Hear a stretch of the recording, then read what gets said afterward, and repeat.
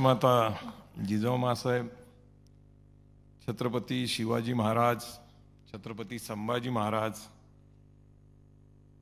महात्मा ज्योतिबा फुले, छत्रपती शाहू महाराज, सयाजीराव गायकवाड, महामानव डॉक्टर बाबासाहेब आंबेडकर, अण्णाभाऊ साठे, अहिल्याबाई होळकर, सावित्रीबाई फुले, संत श्रेष्ठ तुकाराम महाराज, संत गाडगे महाराज, संत तुकडोजी महाराज, ज्या ज्या महापुरुषांनी या बहुजन समाजाचे हक्क आणि अधिकाराची लढाई लढली, प्रथम त्यांना वंदन करतो।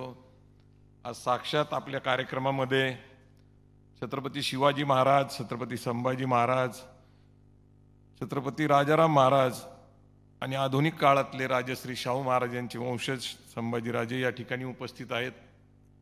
ज्यांचं ओजस्वी म्हणा, प्रेरणादायी म्हणा, चैतन्य देणारं म्हणा, विचार करायला लावणारं म्हणा, असं अप्रतिम असं व्याख्यान या ठिकाणी झाले ते आमचे मार्गदर्शक डॉक्टर शिवरत्न शेटे साहेब। या ठिकाणी राहुलच्या आई आहेत, त्यांची पत्नी या RS पापड उद्योगाच्या डायरेक्टर आहेत, त्यांची मुलगी ही ब्रँड ॲम्बॅसिडर आहे। राहुल त्या बरोबर सहकारी म्हणून काम करणारे पप्पू शेठ आमचे मित्र आहेत, त्यांचा मुलगा आहे। इथं नव्याने जो ओरा केक निर्माण झाला त्याचेही मार्गदर्शक आहे। खरं तर या ठिकाणी लोकेशजी उर्फ अजयसिंह सावंत आहे, विशाल आहे, प्रमोद आहे आणि एक मुद्दामून या कार्यक्रमाला अतुल लोंढे पाटील आलेले आहेत। खरं तर संपूर्ण महाराष्ट्रातनं वेगवेगळ्या कारणाने या कार्यक्रमाला राहुलवर प्रेम करणारे, या उद्योगावर प्रेम करणारे, लाडाच्या कुल्फीवर प्रेम करणारे सगळे लोक इथं आलेले आहेत। शिवरत्न शेटे सरांनी छत्रपती शिवाजी महाराजांच्या 6 जून 1674च्या राज्याभिषेकाचा जो वर्णन केलं, एवढे तर शब्द सर माझ्याकडे अपुरेच आहेत। आपलं ओजस्वी भाषण ऐकत ऐकत आम्ही मोठे झालेलो आहेत, पण 6 जून 1674ला छत्रपती शिवाजी महाराजांनी सांगितलं, अहद तंजावर तहद पेशावर अवघा मुलूक आपला। पण छत्रपती शिवाजी महाराजांनी देह ठेवला 3 एप्रिल 1680ला। शिवाजी महाराजांच्या हयातीमध्ये ते स्वप्न अपूर्ण राहिलं। 9 वर्ष संभाजी राजे लढले, परंतु दिल्लीपर्यंत ते पोहोचू शकले नाही। ताराराणी रडल्या, परंतु तेही स्वप्न अपूर्ण राहिलं। औरंगजेबानी शेवटी देह इथंच ठेवला, परंतु स्वप्न अपूर्ण राहिलं। परंतु छत्रपती शिवाजी महाराजांनी जे विचार आणि प्रेरणा दिले होते, अहद तंजावर तहद पेशावर अवघा मुलूक आपला। मराठ्यांनी एक दिवस पेशावर मध्ये अटके पार झेंडे जाऊन लावले आणि या देशावर जवळपास 100 पेक्षा जास्त वर्ष मराठ्यांनी राज्य केलं। ते राज्य शिवशाही होती, ती मराठेशाही होती, ती कदापिही पेशवाई नव्हती। कारण आपल्याकडे आदिलशाही, कुतुबशाही, मुघलशाही, निजामशाही ही गेली 700-800 वर्ष त्याच शाह्या राहिल्या। मग शिवशाहीची पेशवाई झाली कशी, हा माझा एक प्रश्न या निमित्ताने सर तुम्हाला आहे। कारण राज्य ओळखलं जातं त्या राजाच्या नावाने आणि ते छत्रपती शिवाजी महाराजांच्या शिवशाहीच्या विचाराने प्रेरणाने 110 वर्ष या भारत भूमीवर राज्य केलं। दिल्ली तख्तावर आपला राजा बसवला। पण अलीकडच्या काळामध्ये प्रत्येकाच्या घरामध्ये गेलं तर छत्रपती शिवाजी महाराजांचा राज्याभिषेकाचा एक चित्र असतं। महाराज सिंहासनावर बसलेले असतात आणि महाराजांना भेटायला आलेले मुघल असतील, आदिलशाही, निजामशाही, कुतुबशाही याचे सरदार असतील, पण झुकलेले दाखवले जातात। ते अँड्रिया ऑक्झिंडर हे ब्रिटिश त्या काळातले ईस्ट इंडिया कंपनीचे लोक शिवाजी महाराजांच्या समोर झुकलेले दाखवतात।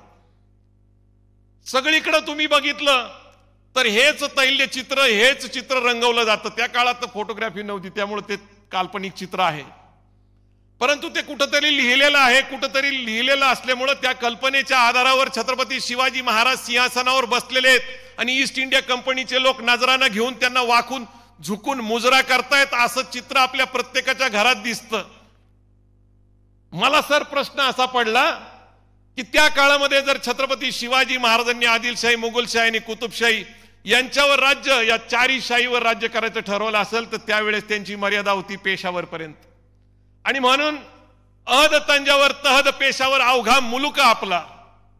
पण जर आज शिवाजी महाराज जन्माला आले तर त्यांच्या समोर स्पष्ट चित्र आहे. जे ब्रिटिश माझ्या पुढे झुकलेले आहेत, मला नजरानं घेऊन आलेले आहेत, माझ्या दरबारात नोकरासारखे उभे राहिलेले आहेत, त्यांनी मात्र जगावर राज्य केलं. आणि मी 21व्या शतकात जर जन्म घेतला तर मी अहद तंजावर तहद पेशावरचा आग्रह धरणार नाही. मी आग्रह धरल अहद ऑस्ट्रेलिया तहद कॅनडा अवघा मुलुक आपला. तंजावर ते पेशावरचं, ऑस्ट्रेलिया ते कॅनडा, याचा अर्थ दक्षिणेतलं शेवटचा देश ऑस्ट्रेलिया आणि वरचा देश कॅनडा. याचं कारण असं आहे की छत्रपती शिवाजी महाराजांची प्रेरणा आणि विचार हे आपल्याला कायम लक्षात ठेवले पाहिजे आणि त्याचा विस्तार केला पाहिजे. आजच्या कार्यक्रमाचे युवराज छत्रपती संभाजीराजे ज्यांचे वंशज आहेत ते राजश्री शाहू महाराज. आम्ही चळवळीतल्या लोकांनी राजे नालायकपणाच केला. पहिली गोष्ट का, आम्ही सोयीचे शाहू महाराज, सोयीचे बाबासाहेब आंबेडकर, सोयीचे सयाजीराव गायकवाड, सोयीचे महात्मा फुले सांगितले. अहो, शाहू महाराजांनी शाहू मिल स्थापन केली होती ना त्या काळामध्ये. कपड्याची सगळ्यात चांगली मोठी मिल ही कोल्हापूरमध्ये शाहू महाराजांनी स्थापन केली होती. शाहू महाराजांनी त्या काळामध्ये लोकांना पैसा लागेल म्हणून क्रेडिट सोसायटी, सहकारी संस्था स्थापन केल्या होत्या. त्या काळामध्ये शेतकऱ्यांना पाणी लागेल म्हणून राधानगरी धरण बांधलं होतं. त्या काळामध्ये बाजारपेठ असली म्हणून जयसिंगपूरमध्ये गुळाची आणि हळदीची बाजारपेठ निर्माण केली होती. कोल्हापूरमध्ये व्यवसाय वाढावा म्हणून राजारामपुरी वसवली होती. आम्ही का नाही सांगत राजे? आम्ही शाहू महाराजांच्या नावाने आर्थिक चळवळ मराठ्यांमध्ये का उभं करत नाहीये? आपण आपल्या सोयीचं राजकारण करतो, आपल्याला हवं ते करतो, आपल्याला जे पाहिजे तेच घेतो. म्हणून मी नेहमीच सांगायचो की छत्रपती शिवाजी महाराज आपण आपल्या सोयीप्रमाणे वापरला. कधी दलितांच्या विरोधात वापरला, कधी मुसलमानांच्या विरोधात वापरला. पण छत्रपती शिवाजी महाराजांच्या राज्यात तसं होतं का? नागनाथ महाराला त्यांनी पाटील केलं होतं आणि त्यांचा दर्या सारंग असेल, त्यांचा पहिला सरसेनापती असेल, हा मुसलमान होता. राहुलच्या निमित्ताने राहुलने जो ब्रँड निर्माण केलेला आहे, राहुल तुझं कौतुक करावं तेवढं थोडंच. जर गरवारे कॉलेजच्या बाहेर तू, तुझी पत्नी एक स्टॉल लावून आईस्क्रीम विकत असतील, एक कुल्फी विकत असेल आणि आज तुझ्या 300 शाखा झाल्या असतील, तर तुझं कौतुक करावं तेवढं कमीच आहे. आम्ही काय, आम्ही संभाजी ब्रिगेडच्या शाखा फक्त बोर्ड लावण्यापुरतच छापल्या. कधी मराठा महासंघाचे पुढचे कार्यक्रम आमच्याकडे कधीच नव्हते. राहू पाहिजे की तू नुसता लाडाच्या कुल्फीवर थांबला नाही. मला तुझं कौतुक याच्यासाठी करावं असं वाटतं की नेहमी एक खंत राहायची. मी उस्मानाबादला गेलो, सोलापूरला गेलो की भाषणामध्ये नेहमी म्हणायचो की साऊथ इंडियन डिशेस म्हणजे काय, इडली असेल, इडली सांबर असेल, उत्तप्पा असेल, डोसा असेल, म्हणजे दक्षिणेतल्या केरळच्या शेवटच्या टोकापासून काश्मीर पर्यंत आणि जगामध्ये कुठेही गेलं तर साऊथ इंडियन डिशेस मिळतात. अगदी संभाजीराजेंबरोबर कधीतरी आमच्यासारख्या सामान्य माणसांना त्यांच्याबरोबर फिरायची संधी मिळते कॅनॉट प्लेसला. आणि कॅनॉट प्लेसला गेल्यानंतर सुद्धा साऊथ इंडियन डिश मिळते. काय रे लोकेश, काय नाव आहे त्याचं? सारवण भवन. बघा बरोबर आहे. आता काय आमचं थोडंसं मराठी कच्चं आहे. सर्वाना भवन, सर्वाना भवन अमेरिकेमध्ये आहे, सर्वाना भवन जपानमध्ये आहे, सर्वाना भवन लंडनमध्ये आहे. जवळपास सिंगापूर पर्यंत जगातल्या काही 40-50 देशामध्ये सर्वाना भवन आहे. ते साऊथ इंडियन डिशेस विकत. जगातले मी साहेब फक्त 63 देश फिरलोय, 200 वेळा परदेशात जाऊन आलेलो आहे. जगातलं सगळ्यात हॉट डेस्टिनेशन म्हणजे जिथं हॉलिवूड बॉलिवूडचे सगळे कलाकार असतात त्या ठिकाणी पण मी जाऊन आलो. पण तिथं गेल्यानंतर त्या बेटावर मला आश्चर्य वाटलं की तिथं सुद्धा दिल्ली दरबार नावाचं हॉटेल आहे, तंदूर नावाचं हॉटेल आहे. जगातल्या 63 देशामध्ये मी पंजाबी फूड पाहिलं. मला नेहमी वाईट वाटतं की पंजाबी लोकांची रोटी असेल नाही तर पराठा असेल, हे खूप सुंदर आहे. मग त्यांचं पनीर असेल नाही तर दाल तडका असेल, पण त्यांनी स्वतःचं खाद्य एक व्यापार व्यवसाय म्हणून केलं आणि जगभर पोहोचवलं. जगामध्ये साऊथ इंडियन डिशेस आणि पंजाबी डिशेस इंडियन फूड म्हणून विकलं जातं. पण आमच्या मराठी संस्कृतीचं खाद्य संस्कृती काय वाईट आहे? तुम्ही जळगावमध्ये गेला तर जळगावमध्ये काय फेमस आहे माहिती तुम्हाला? काय फेमस आहे? पुरी आणि वांग्याचं भरीत अत्यंत फेमस आहे.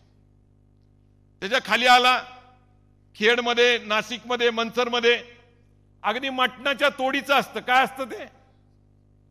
मासवडी. मासवडी जर खाल्ली ना, तुम्हाला सांगतो की मटणाची सुद्धा चव लागते, इतकं सुंदर आहे. आणि आता ज्यांच्या राज्यातनं आपण आलो ते कोल्हापूर, आता सगळे पुरस, पण काय काय व्हायना माझी काळजी घेऊन तो ओरा केक काढला. आता मी तसा केकचा फार शौकीन आहे. आता ओरा केक खायची संधी मिळल असं कधी स्वप्नातही वाटलं नव्हतं, पण आत्ताच नुकतीच डिटेक्ट झालेली आहे शुगर. आणि आता खायला सर राजेंनी मला एकदा भेटले पहिल्यांदा विचारलं कमी झाली का शुगर, कसं आहे शुगर बद्दल, बरं आहे का? म्हणले मला पण चेक करायला पाहिजे आता, कारण त्यांच्यावर देशाचा ताण आहे, मला महाराष्ट्राचा आहे. प्रश्न असा आहे की जर धंदा करायचा असेल तर धंदा त्याचे नियम आहेत. RS पापड ग्रुपचा आपल्याला विस्तार जगभर करायचा असेल तर त्याचे काही नियम आहेत, आणि त्या नियमाचा पहिला अंश आहे ते म्हणजे क्वालिटी. पहिलं पप्पू शेठ, तुम्ही ती क्वालिटी दिलेली आहे, ती टेस्ट दिलेली आहे, जिभेवर रेंगाळणारी टेस्ट आहे. पप्पू शेठ हे आधारस्तंभ आहेत आपल्या सगळ्यांचे. ते राजस्थानचे आहेत आणि ते DYSP होते एकेकाळी, आणि आता ते आईस्क्रीम उद्योगामध्ये आपल्या सगळ्यांना मार्गदर्शन करतात. त्यांचा मुलगा आहे, त्यांचे बंधू पण या ठिकाणी आलेत, पप्पू शेठ. तर क्वालिटी, आता क्वालिटी चांगली असेल तर पुण्यामध्ये मी तुम्हाला सांगतो आईस्क्रीम फेमस होत्या. पहिली गुजर मस्तानी होती, कोंडाळकरची सुजाता मस्तानी होती, कावरेंची आईस्क्रीम, हे सगळे मराठीच बरं का, सगळे दुधाच्या व्यवसायात ना आईस्क्रीम मध्ये. आमच्या घरी लहानपणी राहुल तू कुल्फीची आठवण करून दिली, माझी आजी आठवते, ते गोल फिरवत बसायचे, बर्फ टाकायची आणि ते फिरून म्हणजे आटवलेलं दूध म्हणजे प्रक्रिया 1.5-2 तासाची चालायची, मग मिळायची ती आईस्क्रीम, म्हणजेच त्या काळामधली कुल्फी.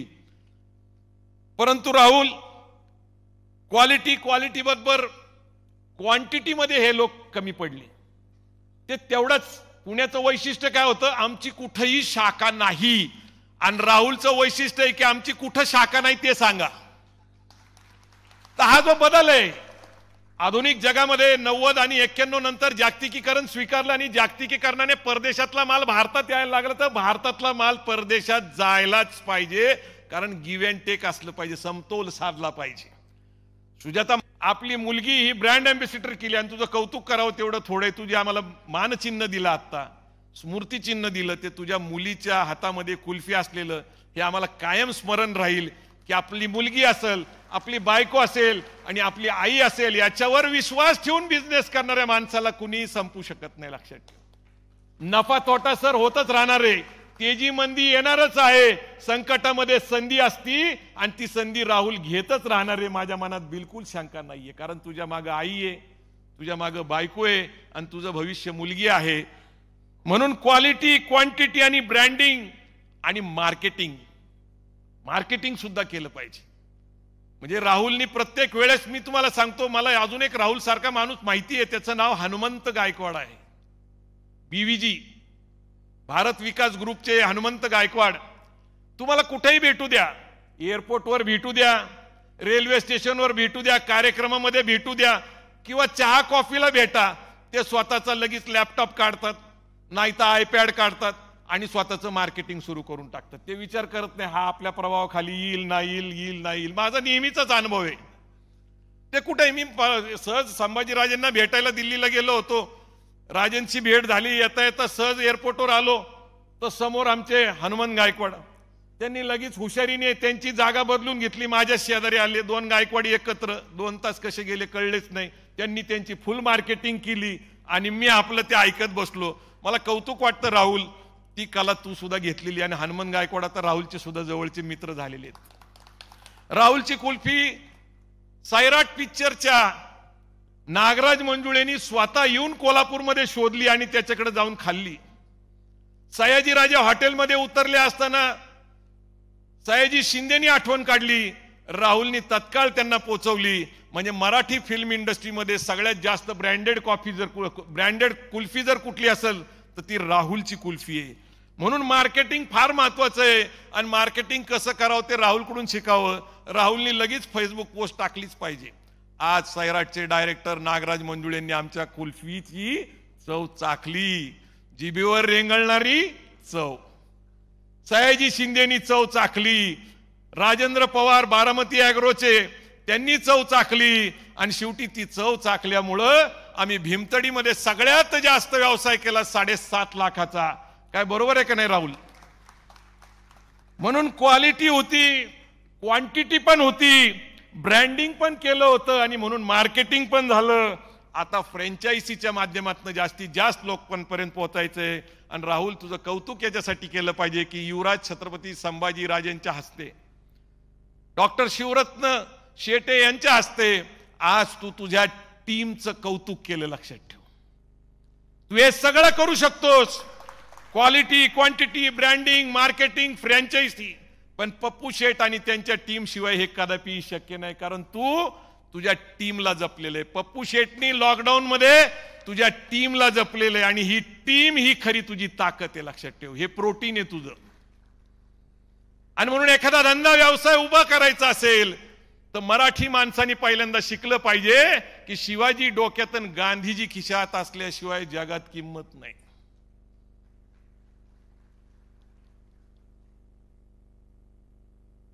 संभाजीराजेंनी एका ब्रँडचं उद्घाटन केलं होतं, स्पेनका वॉटर. इथं आम्ही जे आता मगासपासून पाणी पितोय हे स्पेनका वॉटर आहे, ते सुहास आदमानेचं. त्याचं वय सुद्धा राहुल सारखंच, त्याचं शिक्षण सुद्धा जवळपास राहुल सारखंच. आता इथं अतुल लोंढे आलाय. अतुल जरा स्टेजवर येतो का? अतुल लोंढे पाटील हे टी शर्ट, ट्रॅक पॅन्ट आणि स्पोर्ट्स मधले जे काही गोष्टी आहेत त्याची ते निर्मिती करतात. मला आश्चर्य वाटलं. मी सोलापूरला परवा दिवशी माझं अहद तंजावर तहद पेशावर अवघा मुलुक आपला याच्यावर व्याख्यान होतं, MEA संघटनेने ठेवलं होतं. अतुलचा खूप आग्रह झाला म्हणून रात्री 11:30 वाजता अतुलची फॅक्टरी बघायला गेलो. 20,000 स्क्वेअर फूटची फॅक्टरी. अतुल जरा इकडे या, पुढे. हा अतुल हा अत्यंत सामान्य कुटुंबातला मुलगा, शिलाई मशीन भाड्याने घेऊन व्यवसायाची सुरुवात केली. आज 20,000 स्क्वेअर फूट पेक्षा मोठं त्याचं वर्कशॉप आहे. वर्कशॉप याच्यासाठी म्हणतो कारण तिथं काम चालतं, त्याची फॅक्टरी आहे. अतुलचं मला कौतुक वाटतं, कारण लॉकडाऊन मध्ये सगळ्यात जास्त त्याचे टी शर्ट आणि त्याच्या ट्रॅक पॅन्ट लोकांनी राजे वापरल्या. आपले SSPMS संस्थेचे राजे प्रमुख आहेत. मी 1 दिवसासाठी त्यांच्या संस्थेचा सभासद होतो, फक्त 1 दिवसासाठी. 20 सप्टेंबर 2018 साठी मी त्यांच्या संस्थेचा सभासद केली. आज 20,000 स्क्वेअर फूट पेक्षा मोठं त्याचं वर्कशॉप आहे. वर्कशॉप याच्यासाठी म्हणतो कारण तिथं काम चालतं, त्याची फॅक्टरी आहे. अतुलचं मला कौतुक वाटतं, कारण लॉकडाऊन मध्ये सगळ्यात जास्त त्याचे टी शर्ट आणि त्याच्या ट्रॅक पॅन्ट लोकांनी राजे वापरल्या. आपले SSPMS संस्थेचे राजे प्रमुख आहेत. मी 1 दिवसासाठी त्यांच्या संस्थेचा सभासद होतो, फक्त 1 दिवसासाठी. 20 सप्टेंबर 2018 साठी मी त्यांच्या संस्थेचा सभासद होतो. त्या संस्थेचा मी माजी विद्यार्थी आहे. त्यांना येणारे स्पोर्ट्सचे कपडे सुद्धा राजे हा बनवतो. हनुमान गायकवाड त्याची जी काय 80,000 लोकांची टीम आहे त्याचे कपडे सुद्धा हाच बनवतो. म्हणजे मी तुम्हाला जर सांगत बसलो ब्रँड बद्दल, पण हा लपलेला ब्रँड होता. हा कुठंतरी आपल्याला लोकांमध्ये आणलं पाहिजे. आणि शिक्षण जर त्याचं म्हटलं तर डिप्लोमा अपूर्ण. वडिलांनी सांगितलं याचं काय भविष्य नाही. मला वाटतं तू जरा इथं कुठंतरी ऍडजस्ट करून बस. राहुलच्या शेजारी काय आपल्याला तिथंच बसायचं. ते शेजारी विश्वास काशीत बसलाय, तो ब्रँडिंगचा मास्टर आहे. तुझी ओळख झाली पाहिजे. बसा बसा बसा. सुहासचा ब्रँड ज्या वेळेस राजेंनी लॉन्च केला त्याच्यानंतर तो ब्रँड आज देशातल्या 22 5 स्टार हॉटेलमध्ये आहे. त्याच्याही शिक्षणाची तीच बोंब. म्हणजे शिक्षणाचा आणि व्यवसायाचा काय संबंध असतो असं मला वाटत नाही. कारण शिकल्यानंतर साहेब, डॉक्टर साहेब, प्रॉब्लेम असा होतो की तो नोकरी शोधत फिरतो. आणि नोकरी शोधत बसल्यामुळे तो नोकरीतच समाधानी राहतो. आणि आमच्यासारखे अर्धशिक्षित लोक जे आहेत ते उद्योगाकडे जातात, कारण आम्हाला कोणी नोकरीच देत नाही. याचं ठरवलेलंच आहे. सांगण्यासारखं खूप आहे. आज राहुलचं कौतुक करावं तेवढं थोडंच आहे. पण मला एक छानशी गोष्ट सांगायची. या देशाचं वैशिष्ट्य असं आहे की मी पंजाबमध्ये गेलो होतो, हरियाणामध्ये गेलो होतो. 14 जानेवारीला तिथं एक कार्यक्रम असतो पानिपतच्या युद्धानिमित्त, आणि तसंच मग पुढं पंजाब आणि हरियाणामध्ये फिरलो. फिरत असताना मी पंजाबी आणि जाट लोकांना विचारायचो की पंजाबची हरियाणाची राजधानी काय. सर, काही लोक सांगायचे की पंजाबची राजधानी टोरंटो आहे आणि काही सांगायचे की सिडनी आहे. मला आश्चर्य वाटलं की बाबा नेमकी राजधानी काय आहे. तर त्याची राजधानी चंदीगड आहे. हरियाणा आणि पंजाबची एकच राजधानी आहे दोन्ही मिळून.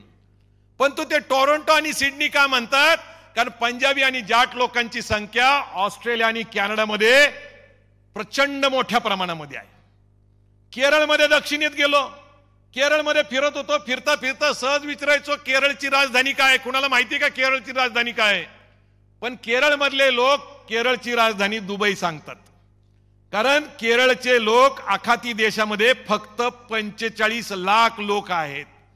आणि आखाती देशामध्ये हे 45 लाख लोक केरळमध्ये जे पैसे पाठवतात नॅशनलाइज बँकेच्या माध्यमातून, ती रक्कम आहे फक्त 11,25,000 कोटी. महाराष्ट्राचं बजेट 4.5 लाख कोटी महाराष्ट्र सरकारचं. केरळचे लोक परदेशात उद्योग व्यवसाय नोकरी निमित्त पैसे पाठवतात.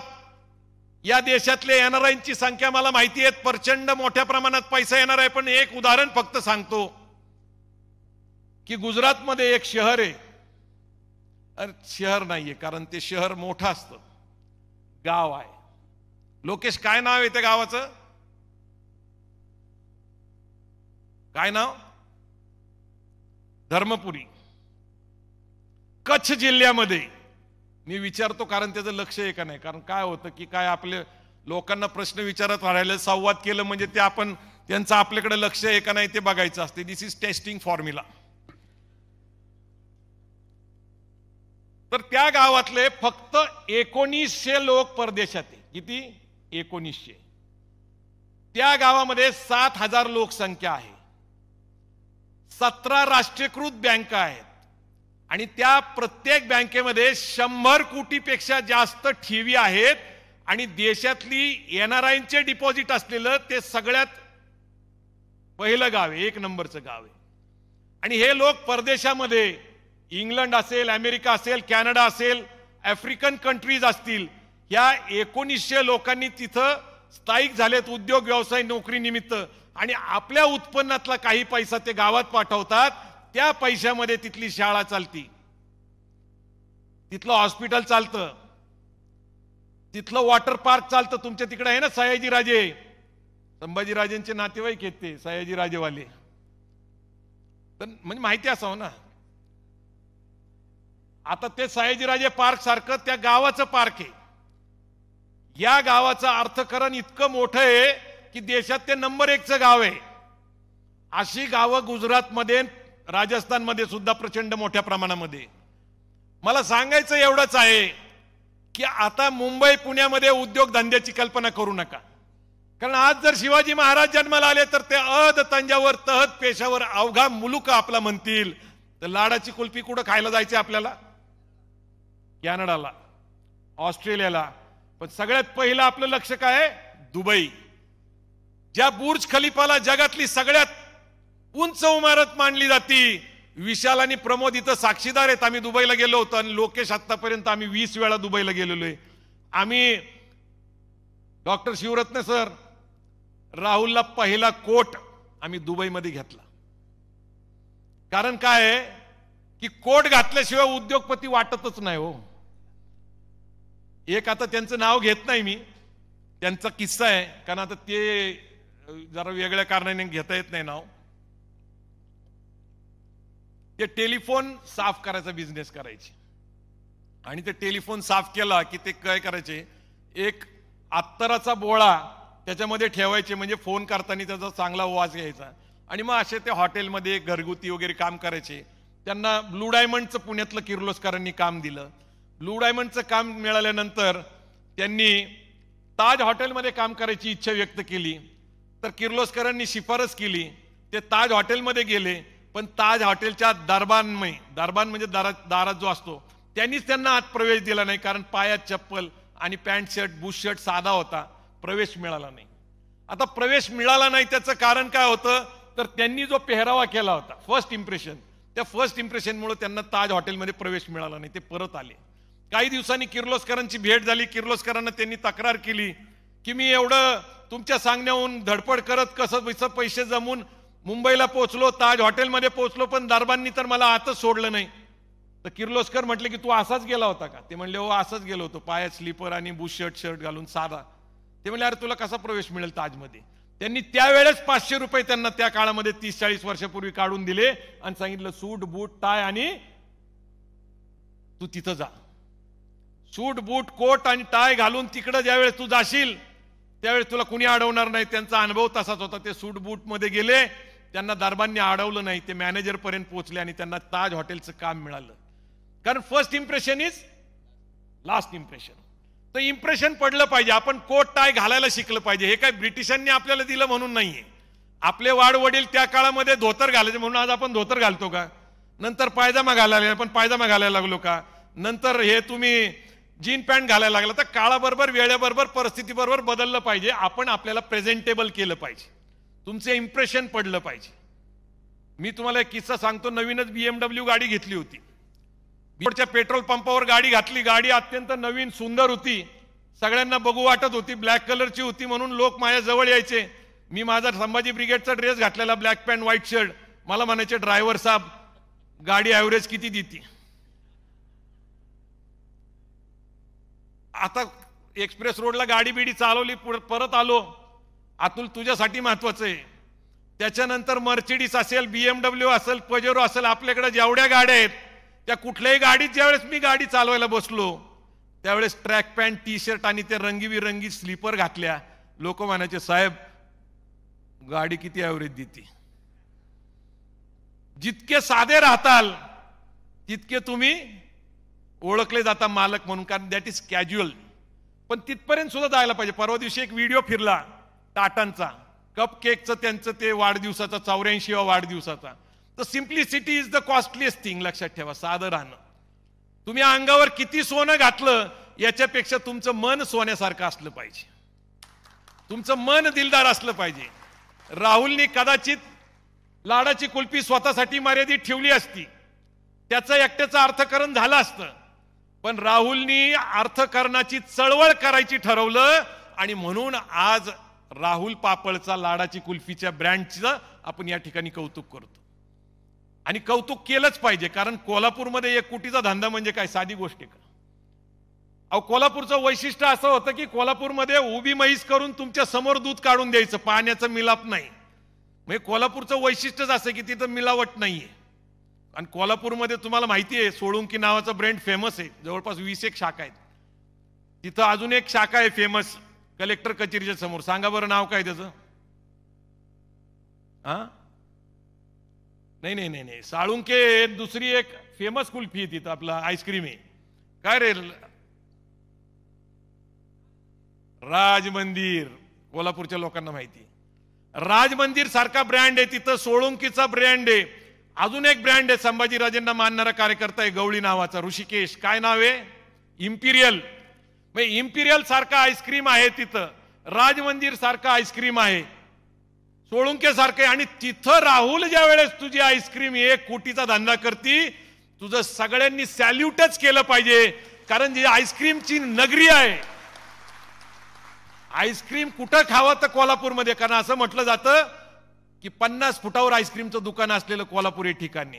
आणि तिथं लाडाची कुल्फी विकली गेली म्हणजे ती जगात विकली जाणार आहे, लक्षात ठेव. आणि बोलण्यासारखं खरं तर खूप आहे राहुल. संभाजीराजेंना आपल्याला ऐकायचं आहे, पण आपण आपल्या महापुरुषांचा विचार हा आर्थिक चळवळीचा सुद्धा होता. जे काय आपल्याला आजपर्यंत करता आलं सामाजिक चळवळीतनं, आक्रमक असेल, व्यावहारिक असेल, लेखन असेल, आम्ही केलेलं आहे. परंतु आता मात्र थांबता येणार नाही. आमचा दृष्टिकोन अत्यंत स्पष्ट आहे. अतुल, तुला या ठिकाणी बोलवायचं कारणच हे होतं की सुहास असेल तुम्ही आमचे ब्रँड अँबॅसिडर आहेत. आमच्या विचाराचे, आमच्या आर्थिक चळवळीचे तुम्ही राहुल असेल, अतुल असेल, सुहास असेल, हे आमचे ब्रँड अँबॅसिडर आहे. कारण तुमचं शिक्षण नसताना सुद्धा तुम्ही एका विचाराने, एका प्रेरणेने, एका हार्डशिपने, जसं आपल्याला सरांनी सांगितलं, शिवरत्न सरांनी, की हार्डशिप केलं पाहिजे, तुम्ही ते करताय. तुमची उदाहरणं घेऊनच मी महाराष्ट्रात फिरतो आहे.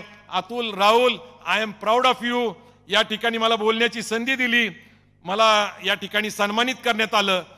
या ठिकाणी बोलत असताना शेवटचं एवढं वाक्य मात्र तुमच्या मनावर बिंबवतो की अहद तंजावर तहद पेशावर अवघा मुलुक आपला. छत्रपती शिवाजी महाराज आज जन्माला आले तर अहद ऑस्ट्रेलिया, तहद कॅनडा, अवघा मुलुक आपला. जय जिजाऊ, जय शिवराय. फक्त 63 देश, फक्त